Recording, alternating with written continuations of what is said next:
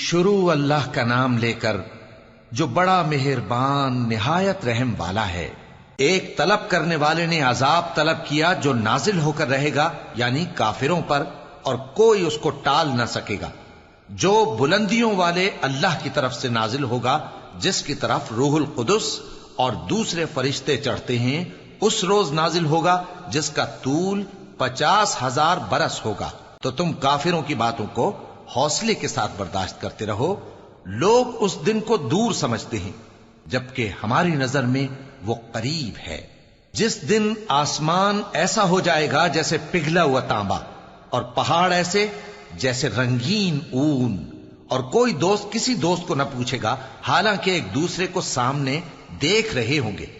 اس روز گناہگار چاہے گا کہ کسی طرح اس دن کے عذاب کے بدلے میں سب کچھ دے دے، یعنی اپنے بیٹے اور اپنی بیوی اور اپنے بھائی اور اپنا خاندان جس میں وہ رہتا تھا، اور جتنے آدمی زمین پر ہیں، غرض سب کو دے ڈالے، پھر اپنے آپ کو عذاب سے چھڑا لے۔ لیکن ایسا ہرگز نہیں ہوگا۔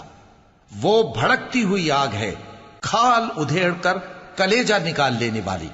وہ ان لوگوں کو اپنی طرف بلائے گی جنہوں نے دین حق سے اعراض کیا اور منہ پھیر لیا، اور مال جمع کیا، پھر سینت سینت کر رکھا۔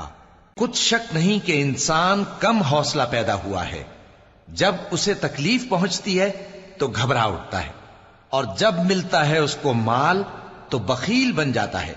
مگر نماز ادا کرنے والے جو نماز کا التزام رکھتے اور ہمیشہ پڑھتے ہیں، اور جن کے مال میں حصہ مقرر ہے، یعنی مانگنے والے کا اور نہ مانگنے والے کا، اور جو روز جزا کو سچ سمجھتے ہیں، اور جو اپنے پروردگار کے عذاب سے خوف رکھتے ہیں، بے شک ان کے پروردگار کا عذاب ہے ہی ایسا کہ اس سے بے خوف نہ ہوا جائے۔ اور جو اپنی شرمگاہوں کی حفاظت کرتے ہیں مگر اپنی بیویوں یا باندیوں سے کہ ان کے پاس جانے میں انہیں کچھ ملامت نہیں، اور جو لوگ ان کے سوا اور طریقے ڈھونڈیں تو وہ حد سے نکل جانے والے ہیں، اور جو اپنی امانتوں اور اپنے عہد و پیمان کا پاس کرتے ہیں، اور جو اپنی گواہیوں پر قائم رہتے ہیں، اور جو اپنی نماز کی پابندی کرتے ہیں، یہی لوگ جنتوں میں عزت و اکرام سے ہوں گے۔ تو اے نبی، ان کافروں کو کیا ہوا ہے کہ تمہاری طرف دوڑے چلے آتے ہیں، دائیں اور بائیں سے گروہ گروہ ہو کر جمع ہوتے جاتے ہیں؟